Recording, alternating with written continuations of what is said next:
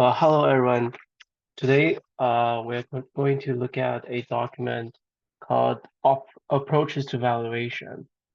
This one, in preparation for MGT2281 final exam, and more specifically, looking at question 2, explain and compare 3 different approaches to valuation: DCF, the real options, and the relative valuation. I'm just going to read through the document with you just quickly. And so firstly, let's just read it through here. Analysts use a wide range of models in practice, ranging from simple to sophisticated, and each model can have different assumptions, and maybe they share some common characteristics. That's true. For relative valuation and the DCF, maybe they share similar revenue basis as a starting point, and can be classified in broader terms. There are several advantages to such classification. It makes it easier to understand where individual models fit into the big picture, why they provide different results, and why they have fundamental errors in logic. And then the article goes on to talk about the 3 approaches that I just mentioned. So the DCF basically relates the value of an asset to the present value of expected cash flow on that asset. I think that's something we should write in as an introduction sentence to this approach. The value of an asset of the present value of expected future cash flow. The value of an asset is the sum of the present value of expected future cash flow generated on the assets. And secondly, as for relative valuation, we're looking at the value of assets by looking at pricing of a comparable asset relative to a common variables like earnings, cash flow, book value, or sales. So basically, you have a multiple, a pricing multiple, and then common variables, and you kind of like multiply by the pricing multiple to essentially get to an estimated price, which we'll get to later on in this article, in this article. And then third, contingent claim valuation. Contingent claim, this is basically the real option one, the real option valuation approach. Okay, so relative valuation, looking at the pricing of a comparable assets relative to comparable variables. And for contingent claim valuation, they use option pricing models to measure the value of assets that share option characteristics. Use option pricing models, which is the like the underlying of a call option equals to a put op. Let me just go to chapter 23 of this slides.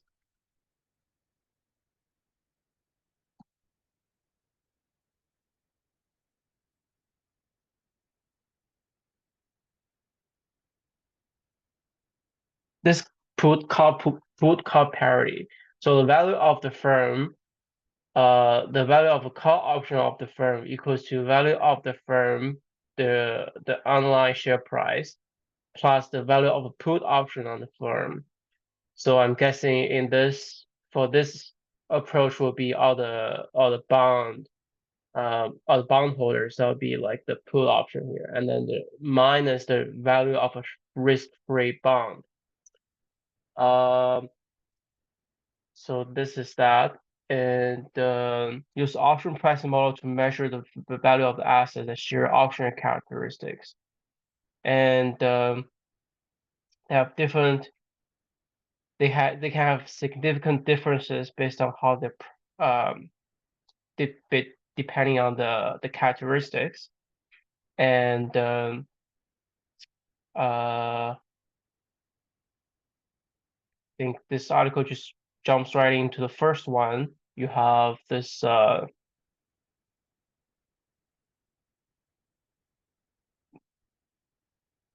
basically this formula we use a lot in other cash flow and capital budgeting problems, where you have cash flow from time of t equals to 1 to t equals to, say, 5, or towards infinity, and then you have the discount rate. I think the key issue here is there's two kind of like variables. The key variables that's impacting the DCF. The two big ones that based on the formula alone, the cash flow itself each year, and then the discount rate, which can be non-stationary, which meaning that the discount rate can be different from year to year. In the case count that we did, at least for my group, we didn't use a dynamic. We didn't use a dynamic WACC for our DCF. We use like the same WACC that applies to all years and then the terminal value. So for this one, the article explains that the idea of using the present value, well, value of the asset, any asset, is the present value of the expected future cash flow, which we can write here.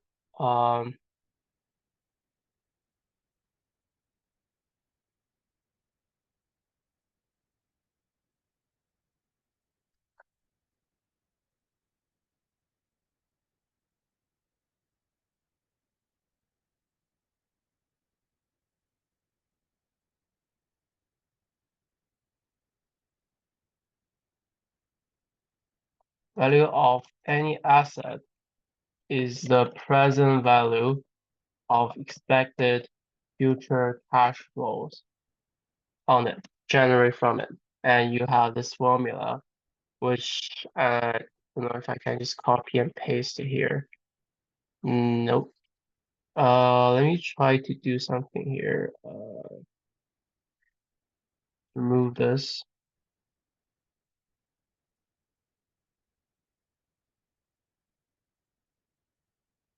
And then just do a screenshot of this part.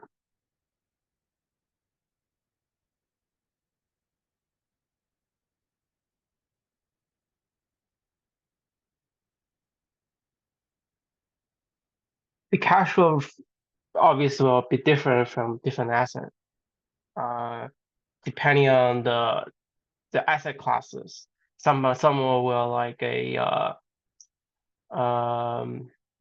and depending on the company's stage of their business, depending on business model, their stage where they are, they're mature company or their early stage. Some of the early stage don't have they have negative cash flows, so this is not really going to be useful for early stage biotech or early stage a mining company. They have like huge cash outflow in the early few years, or maybe further out into 5-6 years, they just don't have negative cash operating cash flow. It just doesn't really make sense to use DCF as the valuation approach. For more mature companies, more say Walmart or I don't know, Rogers maybe they have more stable, more predictable cash flows that may be easier to use some like approach like this. So this article talks about the cash flow vary from asset to asset, dividends for stocks, coupons, the face value for bonds, and after tax cash flow for real projects. So this is what we also see. This is kind of like an expanded version of a what's it called? The present value of growth opportunities. One of those. You have like evaluating whether you should accept or reject a project. You're looking at the future cash flow, and then this coming back to present, and to see if it gives you a positive or negative NPVs. So this is sort of like a expanded version of that. And discounted rate is you will use as a function, will be used as a function of riskiness of estimated cash flows, with higher rates for higher rates for riskier assets, and lower risk for safer projects. So if you have higher risk, when you discount it back with the R higher, the value will be lower when you're holding the cash flow as the same amount of cash flow, but you um, presume that the project carries on a higher risk. That's about the expected value will be lower. So basically, what we can talk about here in exam, when you after define it, can talk about the discount rate. The discount rate will be as a function of the riskiness of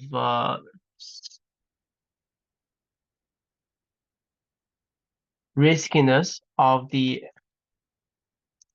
estimated cash flows,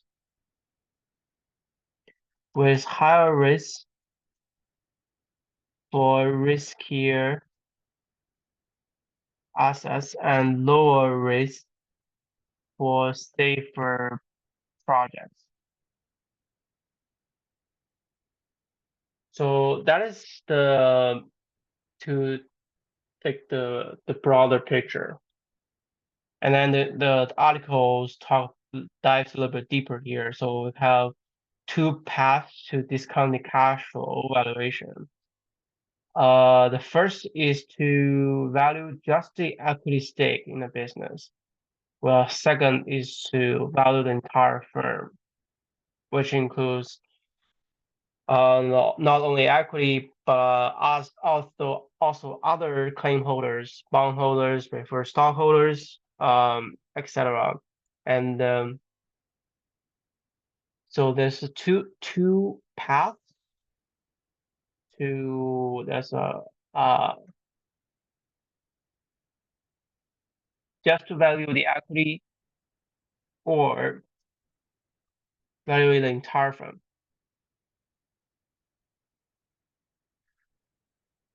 The value of equity is obtained by discounting expected cash flow to equity.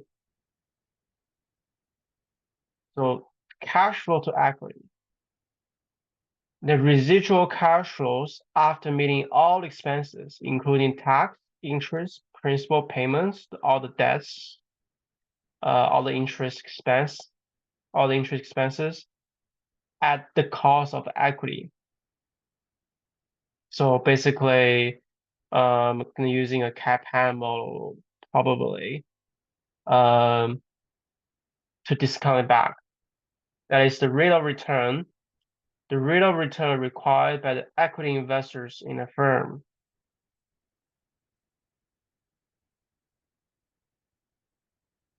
Let me just read this here.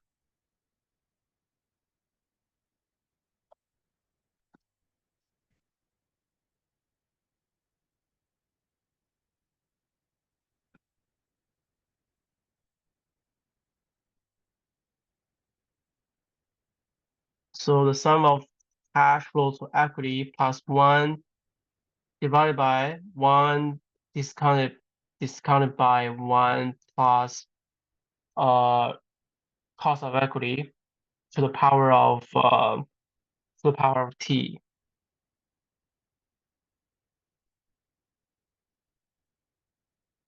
Okay.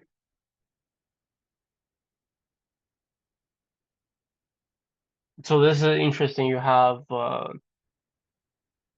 the cash flow. You have the cash flow from operations in the cash flow statements. You basically have to work your way towards what's the cash flow to equity here. You have to consider the interest expense, consider the tax expense. That would be the cash flow to equity.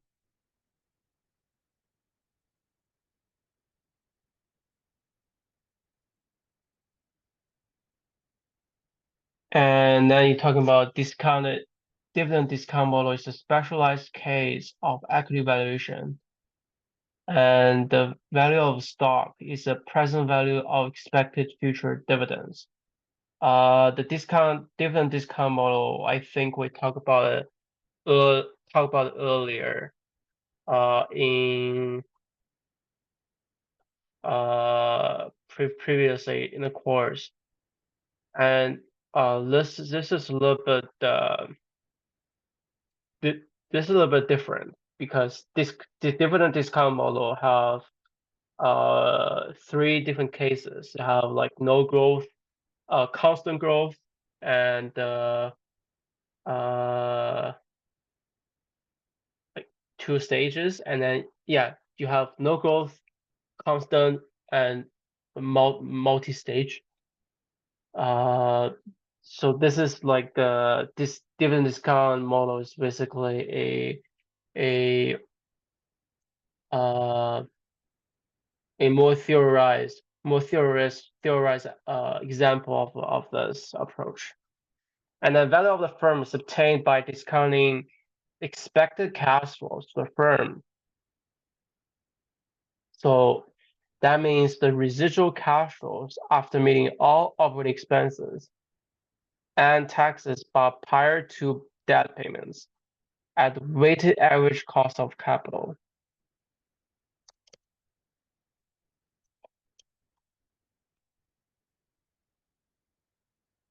which is the cost of different components of financing used by the firm. That is the WACC I'm talking about. The basically it would be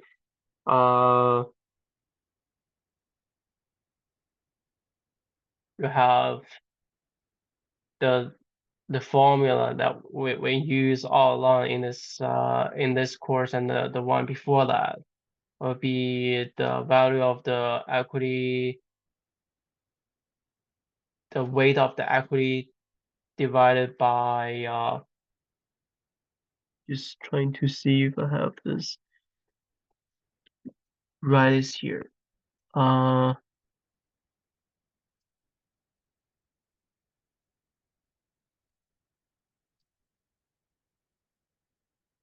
So the weight of equity times the required rate of return on the equity plus the weight of debt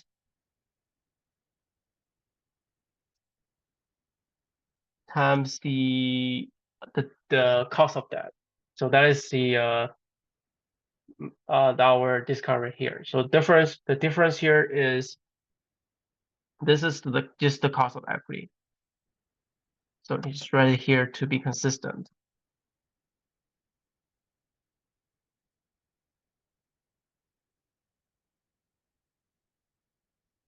And the numerator, what's different here is this one, the cash flow to the firm, they would basically add back prior to debt payments. Previously, you would deduct the principal payments. Okay, so basically you deduct the the face value of the debt. That would be in order to have that. No, that's not not face value, but the uh each year, each fiscal year, you have the debt payments. Not just okay. So the interest and principal payment, So all the debt obligation that you satisfy in a fiscal year, and value of the firm, you add back the interest and principal payments. So in practice, we are adding back the interest expense to get the cash flow here, if for the purpose of valuing as for valuing the firm as an entirety. And then the article goes on to talk about where the two approaches are using different definitions of cash flow and discount rates. They will yield consistent estimates of value as long as the same set of assumptions used for both. As long as they have using the same cost of equity, they are using the same revenue projections. They are using the same they're using the same operating expenses and the taxes. So notice here, both cash flows is net of tax. Okay. And if you think about the adjusted present value approach, APV approach, this year they also consider debt, but as a separate component here. Like if you're using APV, you have to think a little bit more deeper into the tax shield for that arise from the use of debt. And here for DCF, they don't. Based on what we did in our case comp, using like a tax rate, estimate a tax rate, and then apply to a earnings before interest and earnings before tax. You apply to that, and then you get the kind of the net income here. So both consider taxes, the adjusted present value approach and the DCF, but the APV gives a little bit more thought into how tax played into how it structure the capital structure in so APV gives a little bit of thought into how tax gives value into the underlying asset. And then the key error to avoid is to mismatching cash flows discount rates, since discounting cash flow to equity at weighted average cost of capital will lead to upwardly biased estimate of the value of equity, while discounting cash flow to the firm at the cost of equity will yield downwardly biased estimate of the value of the firm. Yeah, so this really depends on this essentially will be different depending on the capital structure and how each component plays into the discount rates. Let's look at the example here. So assume that you are analyzing company with following cash flow for the next 5 years. So this is the cash flow: 50, 60, 68, 76.2, 83.49. Also assume this is the cost of equity, and firm can borrow a long-term rate at 10%. So the cost of debt is different from cost of equity. And then you have tax rate, and you probably gonna have a tax shield. So here is the is using also consider the tax shield here, but the APV you can add a little bit more nuance. The current market value is 1073, and the value of debt outstanding 800.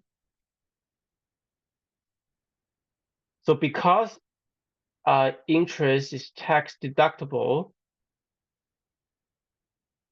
you have the cost of debt after tax will be 10% plus 1 minus 0.5, and WACC will be lower because you use some of the not all discount rate are, how do I say this?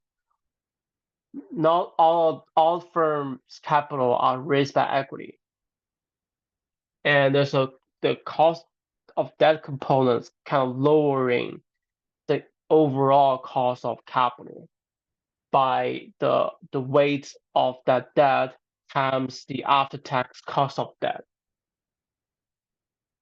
And then this basically goes on, talks about there's two different approaches using the formula here. And then the rest is calculations. So same amount within using the different approaches. And then the article talks about how if you're using trying to discount the cost of equity with discount the cash flow to equity with let me see what they do. They're using WACC. They're using the overall cost of capital, discounting back the cost of equity. Because the rate is lower, supposedly you give rise to a higher present value of equity.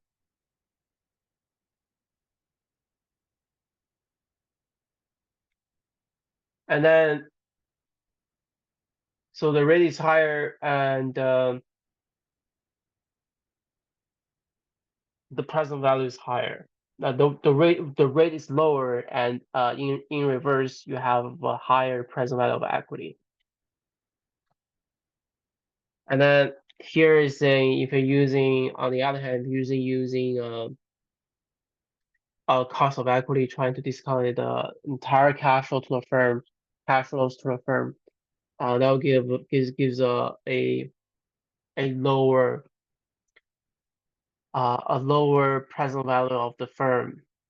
So before that is 1873, now it's 1613. And when you remove the debt, removing the value of debt, you're getting a lower present value of equity. 813 instead of 1073. And basically in the case count, we're using the second approach. We're using earnings before taxes, minus the taxes, you're getting the earnings, and you add it back or subtract non-cash items, you're getting the operating cash flows. And once you have the non-operating cash flow, once you have all the operating cash flows to a firm, you discount it back using weighted average cost of capital. So the effects of using the wrong discount rate are clearly visible in the last two calculations, but it's not really comparable. Like the numerator are not really the same here. Let me see. Okay, if you can comparing to method 2 versus X method 2, you can see clearly there's a difference. But if you're using comparing to X methods 1, comparing that against method 2, it's not that if you're comparing method 2 against X method 1, it's not that obvious when you're just looking at this from the outside. It's not from the outside, it's not really obvious. But if you're comparing to say method 2 versus X method 2, it's much more clearly you see that a different discount rate will lead to a different valuation. But if you're using different approach, comparing different approach, you will see it's not that obvious, but the numerator are different because you are comparing to basically comparing to apples to oranges with the different one with consideration of interest and principal payments and the other without. So this is pretty much for page 3. And then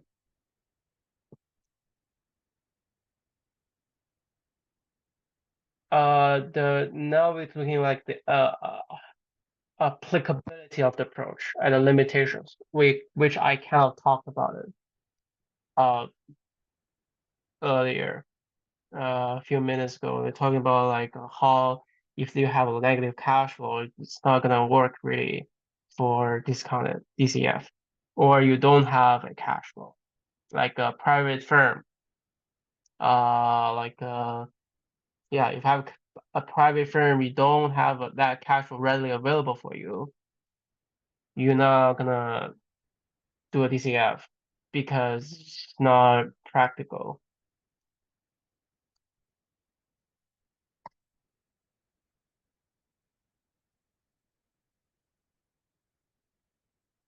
How do I even add this here?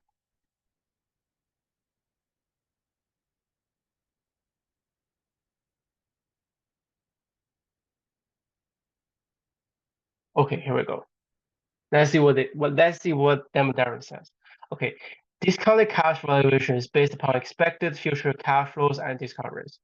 Given these informational requirements, this approach is easier to use. Okay, debatable. Right, let me finish the sentence. Easiest to use for assets whose cash flows are currently positive and can be estimated with some reliability in future periods.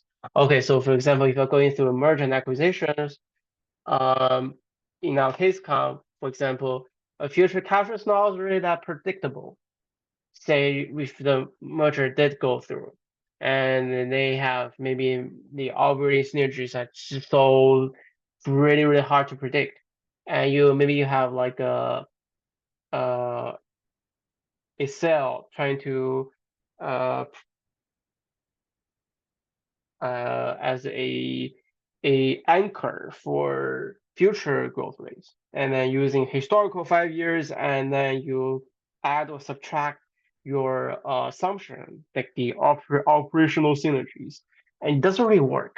Like especially if your revenue base is like 2-3 million, it doesn't really make sense here. It doesn't really make sense to say, especially you have like a 5% on top of the uh 5 million, and it was really hard to justify. And then if they have coordination issues, then maybe this is so hard to predict if that cost synergies you just mentioned in the case count is going to be realized. Okay, so what should we write here for final exam? I think what we can write here is let me trying to find my formatting.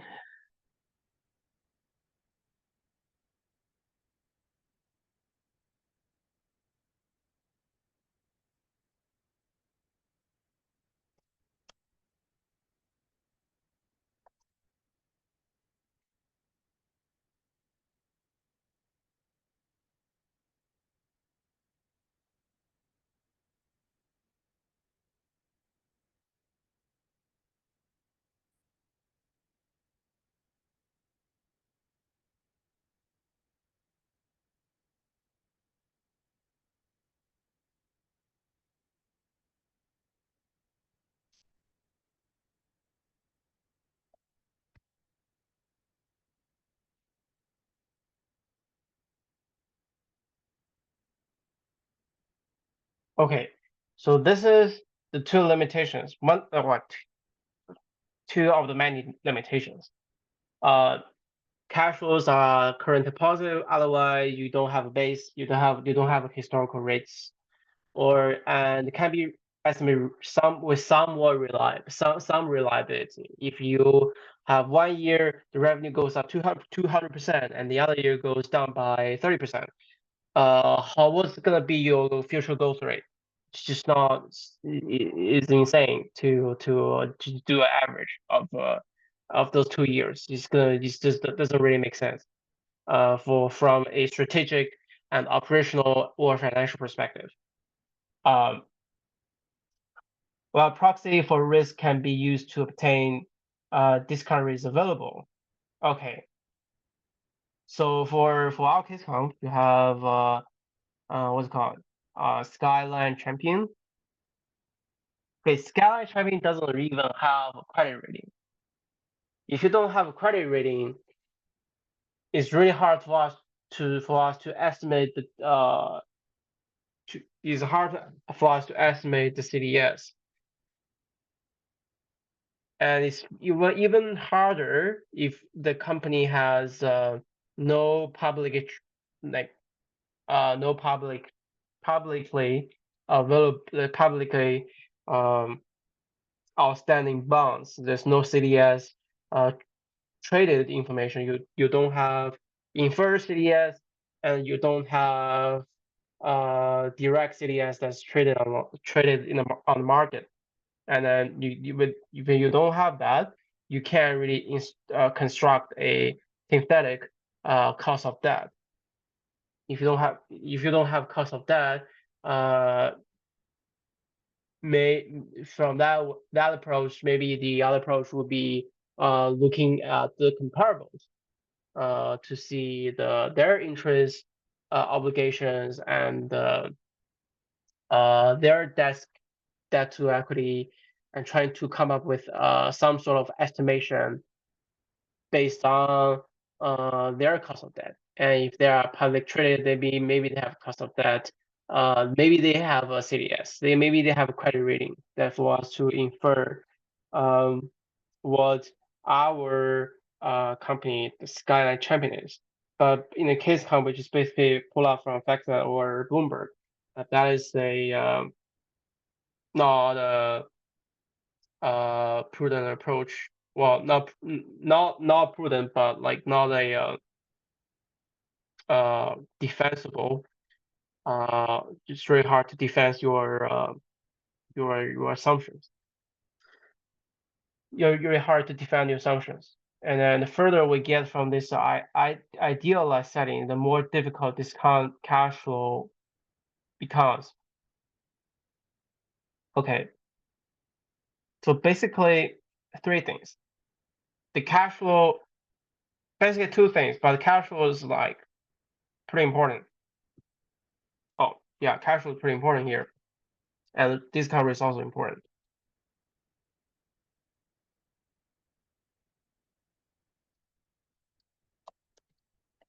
A proxy for risk that can be used to obtain discount rate is available. So as I said, credit default spread can be used as proxy to estimate cost of debt. And then as for the cost of equity, you can use the CAPM model, but again, you need to estimate the risk-free rate, especially if, for example, if you are estimating a risk-free rate in 2020. Do you expect the Fed will raise their risk-free rate to, I don't know, what's now? What's the risk-free now?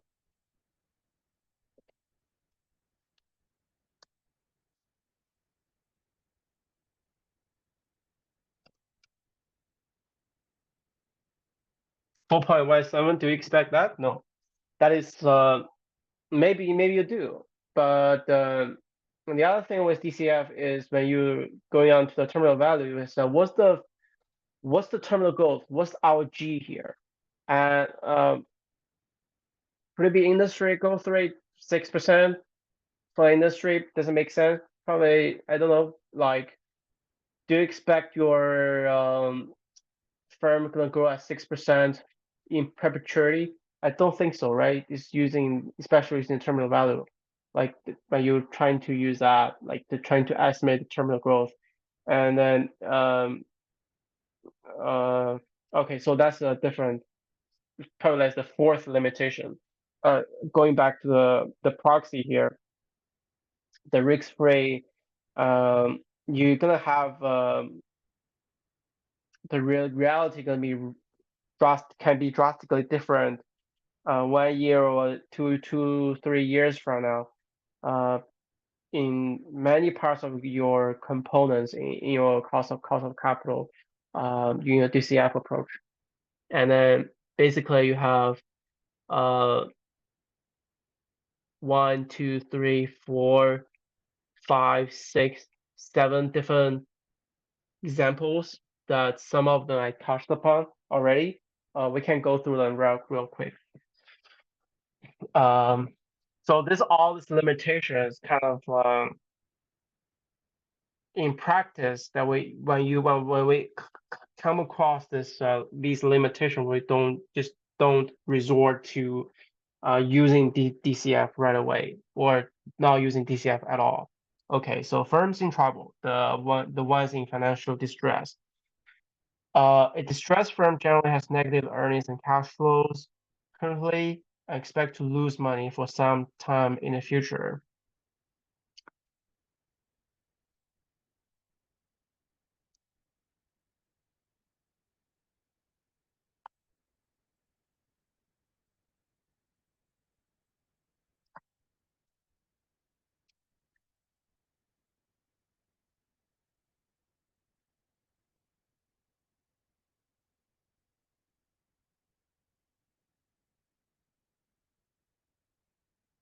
For these firms, you're using liquidation method, which we don't have time to talk about this. For these firms, estimating future cash flow is difficult to do since there's a strong probability of default, with a strong probability of bankruptcy. For firms that expect to fail, we're not gonna use that. This is gonna have a going concern issue, which we covered in another course. Even the firms expected to survive, the cost of capital will be different. Maybe they will go through a restructuring. We have to estimate the cash flow have to be estimated until they cannot be estimated until they turn positive. And yeah, gonna have a negative cost of negative value for equity. Have a value of equity negative, less than 0. Okay, so that is the first case in point, first example. The second example is cyclical firms, those with high cyclicality. Gonna guessing REIT, yeah, the real estate development, no, not real estate development, but like the what's it called? Real estate investment trust. So the underlying real estate, they maybe they go to a cyclical process. If I remember, they were using something called the cap rate, cash flow to funds from operations, and then using some sort of capitalization rate. They have a different valuation approach. Okay, what does this article say? The article says the earnings and cash flow of cyclical firms tend to follow the economy, rising during economic booms and falling during recessions. If discounted cash flow valuation is used on these firms, expected future cash flows are usually smoothed out.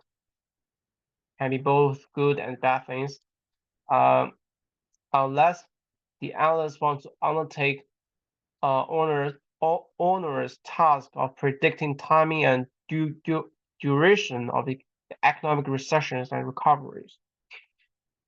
Many cyclical firms in the depth of recession look like troubled firms with negative earnings and cash flows. Estimating future cash flows then becomes entangled with analyst predictions about when the economy will turn and how strong the upturn will be.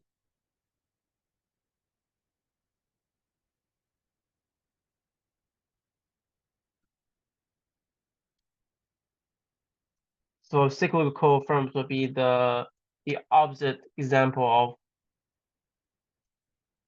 of the reliability of predictability of future cash flows.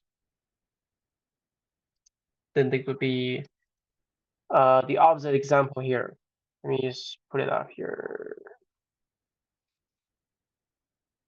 Okay, so this is the second example that DCF doesn't apply, doesn't really work well, because the it's still doable, but the valuation is kind of like we embedded a huge part of these our the value is embedded with our expectations of how economy is doing, and it's really strongly really strongly impacting the expected value of the firm, and that is not what we want. We want like a fair value, like more accurate prediction, and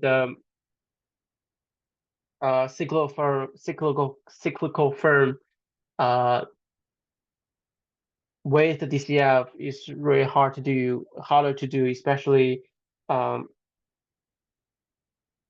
they have fewer product lines. They are less diversified. Yeah,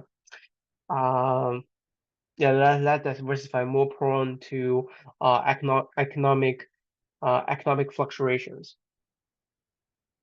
And then the third example is firms with unutilized assets. Okay, this is interesting. Discount cash flow valuation reflects the value of all assets that produce cash flows. If a firm has assets that are unutilized and hence do not produce any cash flows, the value of these assets will not be reflected in the value obtained from discounting expected future cash flows. This is more for, I'm guessing, for holding companies. They don't necessarily producing revenues. They don't necessarily follow that business model, like the assets has to be utilized to be converted like into a revenue generating assets. If they are not revenue generating, DCF is really hard to, it's not gonna work for them. So the same caveat applies in lesser degree to underutilized assets, since their value will be understated in this DCF valuation. While this is a problem, it is not insurmountable. The value of these assets can always be attained externally and added on to the value obtained from discounted cash flow valuation. So basically what it says is, okay, the revenue from we can do like a two parts, basically. Value of the firm arising from revenue generating assets plus the revenue value of the firm arising from cash flows from non. Okay. Then let me do this again. The value of the firm with underutilized assets, you have basically maybe you have so two parts. The first one is the assets that are not underutilized. That would do like regular DCF. And then the ones that are underutilized, you basically just trying to get the straight value from that, the straight value from the assets. Sometimes the assets could be like a gold mine or a building they are not put into operations, but they can somewhat be estimated from a not from us, from like a third party expert trying to estimate from different approach to evaluate that particular asset or asset classes. And once you add them up together, you have a adjusted DCF, two parts here. And then value with patents or product options. And firms often have unutilized patents or product options that do not produce any current cash flows, are not expected to produce cash flow and are not expected to produce cash flow in the near future, but nevertheless are valuable. If this is the case, the value obtained from discounted expected cash flow to the firm will also understate the true value of the firm. Again, the problem can be overcome by valuing these assets in the open market or by using option pricing models, and then adding the value obtained from this discounted cash flow valuation. Okay, the patents that's not on open market. Product options. I actually don't know what that means. But say this is a commodity that I'm not currently generating revenues. Maybe you could put on trying to look at the open market prices. And if the firm are actually disclosing that information in terms of how much non-revenue generating commodities that they have, maybe we could evaluate from that, like using the open market as a proxy. But for patents, you're looking at contingent, what's it called? Contingent claim valuation. That's the option pricing model, maybe. Yeah, I think that's the third approach. And then firms in process of restructuring, very similar to distressed firms. Because they're restructuring, the assets tend to be undervalued. Okay, so let's just read this article. Firms in process of restructuring often sell some of the assets, acquire other assets, change their capital structure and dividend policy. Any one of those or a combination of those will change our assumption dramatically. And some of them are also change ownership structure and management compensation schemes. Okay, so this is a lot of changes here, and basically this just doesn't completely throw DCF out of the window. Each of these changes can make estimating future cash flows more difficult and affects the riskiness of the firm. And you're not going to use historical data because it's not going to work. But such firms can give a misleading picture of the firm's value. However, these firms can be valued even in light of major changes in investment and financing policy if the future cash flow reflects the expected effects of these changes and the discount rate is adjusted to reflect the new business and financial risks in the firm.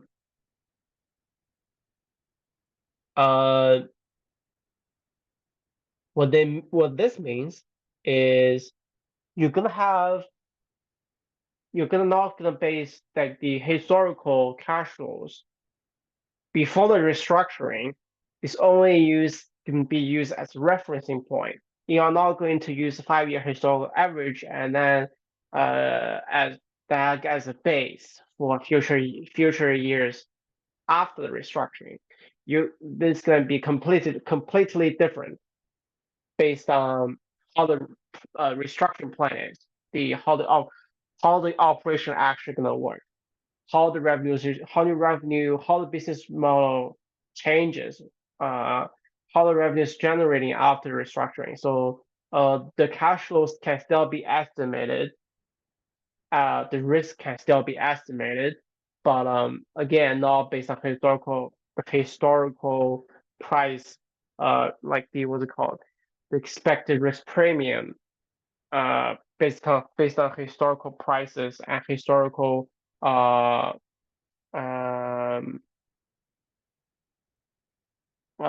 historical credit ratings. That's all of these stuff doesn't can only be used as a referencing point, but not you're still gonna going back to restructuring plan to see how it's gonna work. And um, this is usually where DCF gonna involve so much subjectivity uh, for this case in particular. And similar with acquisition because the, the capital structure is definitely sometimes going to change, and the operational synergies, financing synergies can change. So there are two specific issues with the acquisition that needs to be taken into account when using discounted cash flow. Let's write this down because I remember there's another question on this in the final exam.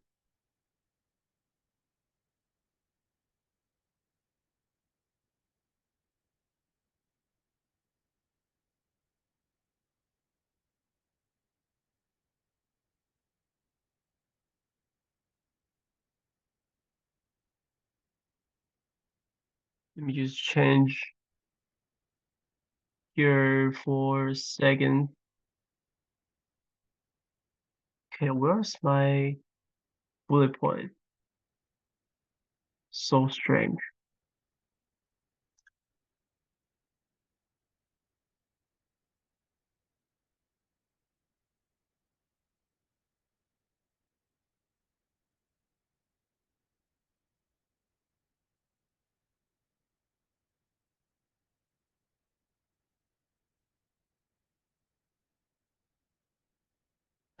Okay, I'm just gonna change all the bullet points here.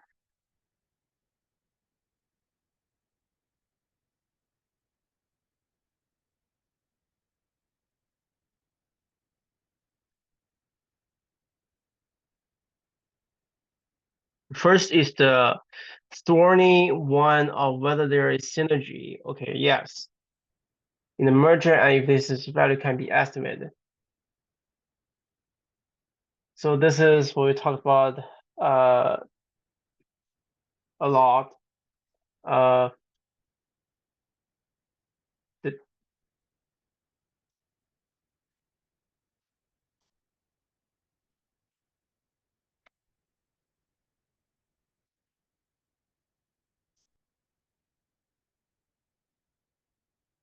whether they can estimate it, whether or not they can be estimated. This is where maybe you use more granular data of how exactly how, for example, for invitation homes and the Skyline Champion, the synergies for revenue would be like currently the sales volume, the sales level for Skyline Champion is this much. We're gonna guess because of the overlap of overlapping geographies, operating geographies, we're gonna assume that uh, the sales level on like the units of manufactured homes sold, they're gonna have like a 2% increase next year. Sounds very conservative. What about like the average price sold? Is that gonna increase or decrease? No idea. So like you're gonna do much more research on that. This is where like this how this is gonna be estimated is gonna be a problem. Yeah, it's gonna require a lot more assumptions. And second, especially in the hostile takeovers, the effect of changing management, the cash flow, and risk. This doesn't wasn't really reflected in the case count, but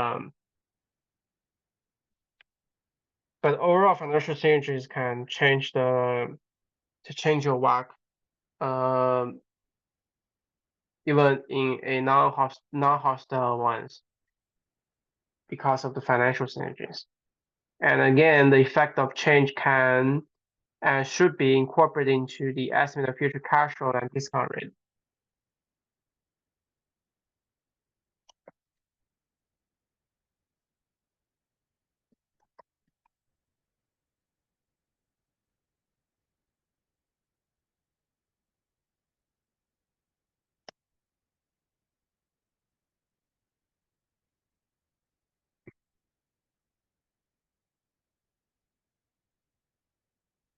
And then private firms, they just there's so many problems. Maybe they don't have enough data, don't have a historical base, and then maybe they don't the required risk.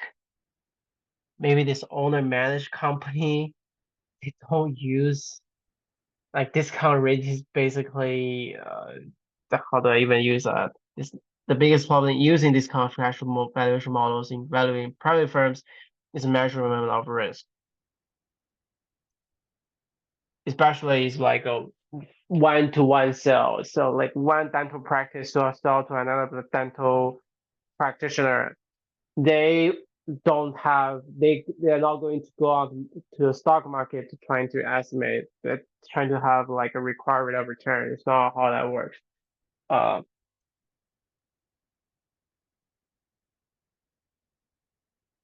yeah, since most risk return model require risk parameter to be asset from historical prices on the assets being analyzed. For some dental practices, they don't have historical prices on share prices. They are not publicly traded.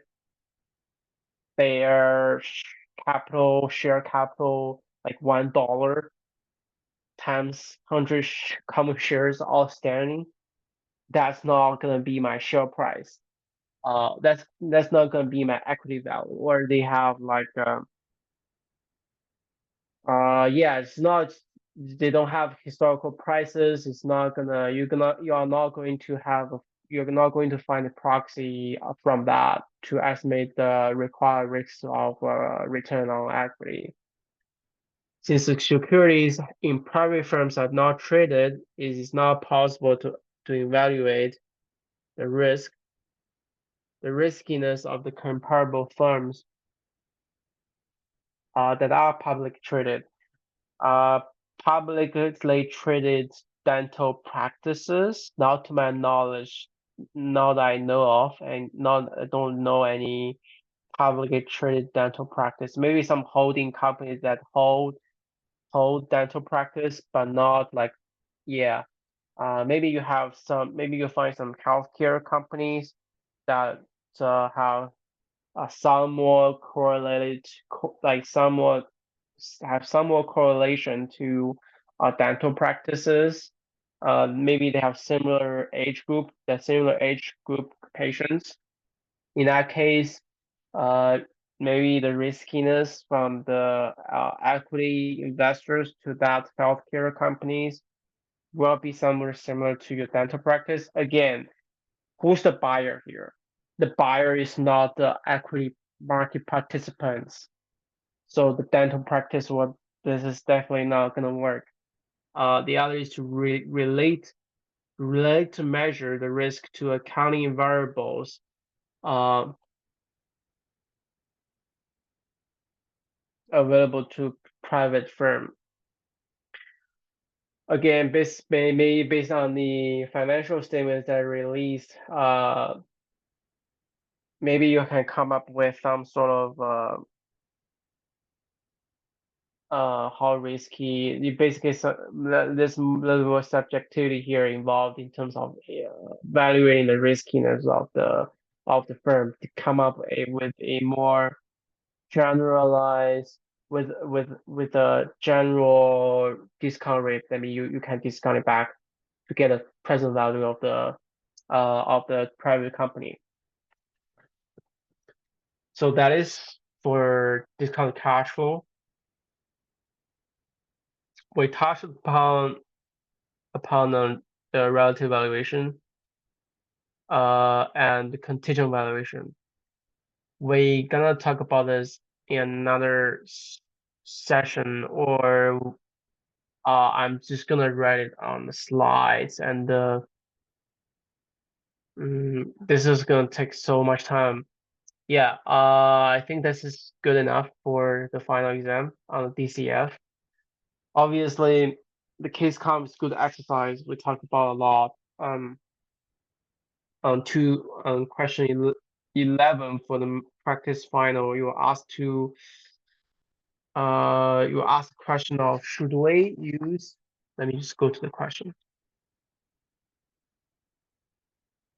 Suppose you select the CAPAN framework to generate your estimate of merged firm value. How accurate would your estimate of risk and value of merged firm? What potential effects would not be reflected in your estimate? And what procedure we want to use to remedy any biases in the estimate? We talked about it a lot in the past 40, in the past hour. The risk with in terms of financial synergies, we talked a lot in terms of proxy, the availabilities of those historical prices.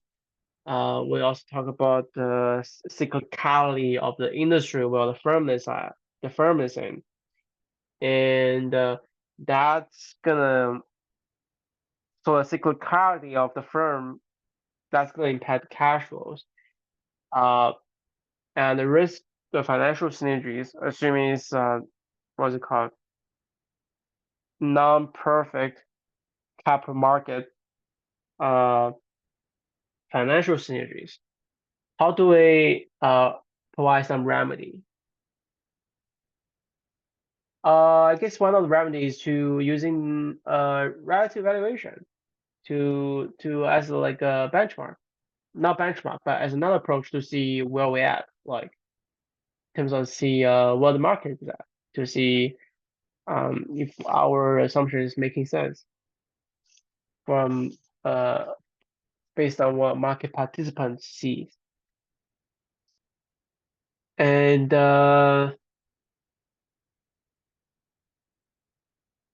yeah, so what potential effects would be reflecting your estimate? Again, in our case comp, for our case comp, for our case at least, we assume stationarity in beta. So in effect, we're assuming stationarity in risk-free and cost of capital over the future years. That's going to be huge assumption here.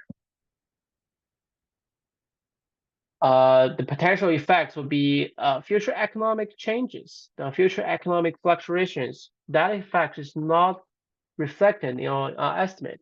The coordination problems are not the coordination problem between the acquirer and the target are not estimated in our valuation model. CAPM and DCF model is not reflected at all. And I think that's pretty much good enough to summarize everything. Some of the what we have covered in this course. Yep. Thanks.